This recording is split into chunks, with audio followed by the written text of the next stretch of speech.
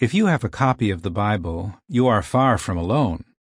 In whole or in part, the Bible has been published in about 2,600 languages, and thus is available to more than 90% of the world's population. On the average, more than 1 million Bibles are distributed each week. Billions of copies of either the whole Bible or part of it have been produced. Surely there is no other book like the Bible.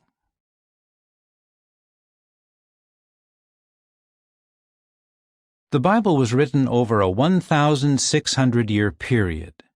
Its writers lived at different times and came from many walks of life. Some were farmers, fishermen, and shepherds. Others were prophets, judges, and kings. The Gospel writer Luke was a doctor. Despite the varied backgrounds of its writers, the Bible is harmonious from beginning to end.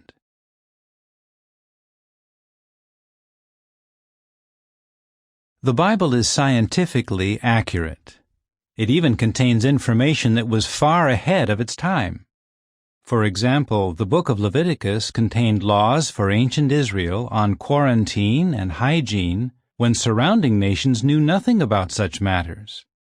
At a time when there were wrong ideas about the shape of the earth, the Bible referred to it as a circle or sphere. The Bible accurately said that the earth is suspended upon nothing. Of course, the Bible is not a science textbook, but when it touches on scientific matters, it is accurate. Is this not what we would expect of a book from God? The Bible is also historically accurate and reliable. Its accounts are specific. They include not only the names, but also the ancestry of individuals. In contrast to secular historians, who often do not mention the defeats of their own people, Bible writers were honest, even recording their own failings and those of their nation. In the Bible book of Numbers, for instance, the writer Moses admits his own serious error for which he was severely reproved. Such honesty is rare in other historical accounts, but is found in the Bible because it is a book from God. Because the Bible is inspired of God, it is beneficial for teaching, for reproving, for setting things straight. 2 Timothy 3:16. Yes, the Bible is a practical book. It reflects a keen understanding of human nature. Consider Jesus' speech called the Sermon on the Mount, recorded in Matthew chapters 5 to 7. In this masterpiece of teaching, Jesus spoke on a number of topics, including the way to find true happiness, how to settle disputes, how to pray, and how to have the proper view of material things. Jesus' words are just as powerful and practical today as they were when he spoke them. Some Bible principles deal with family life, work habits, and relationships with others. The Bible's principles apply to all people, and its counsel is always beneficial.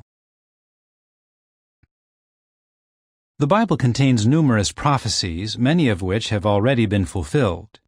Consider an example.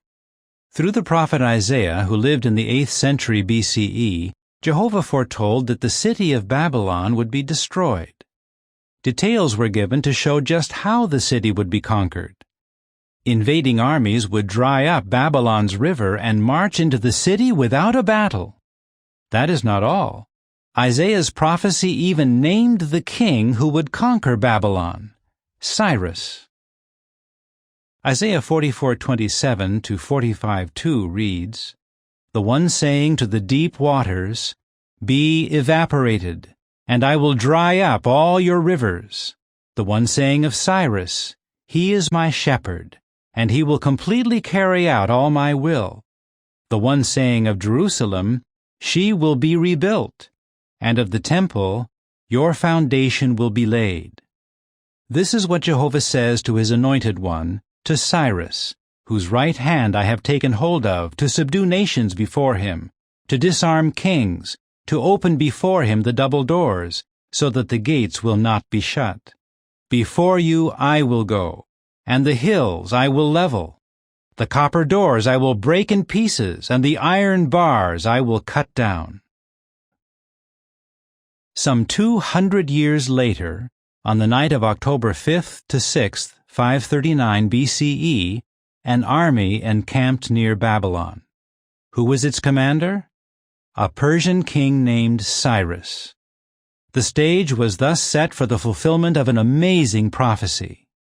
But would the army of Cyrus invade Babylon without a battle, as foretold? The Babylonians were holding a festival that night and felt secure behind their massive city walls. Meanwhile, Cyrus cleverly diverted the water of the river that flowed through the city. Soon the water was shallow enough for his men to cross the riverbed and approach the walls of the city. But how would Cyrus' army get past Babylon's walls? For some reason, on that night, the doors to the city were carelessly left open. Regarding Babylon, it was foretold, "She will never be inhabited, nor will she be a place to reside in throughout all generations. No Arab will pitch his tent there, and no shepherds will rest their flocks there." Isaiah 13:20. This prophecy did more than predict a city's fall. It showed that Babylon would be desolated permanently. You can see evidence of the fulfillment of these words. The uninhabited site of ancient Babylon, about 50 miles south of Baghdad, Iraq, is proof that what Jehovah spoke through Isaiah has been fulfilled. "I will sweep her with the broom of annihilation." Isaiah 14:22 and 23.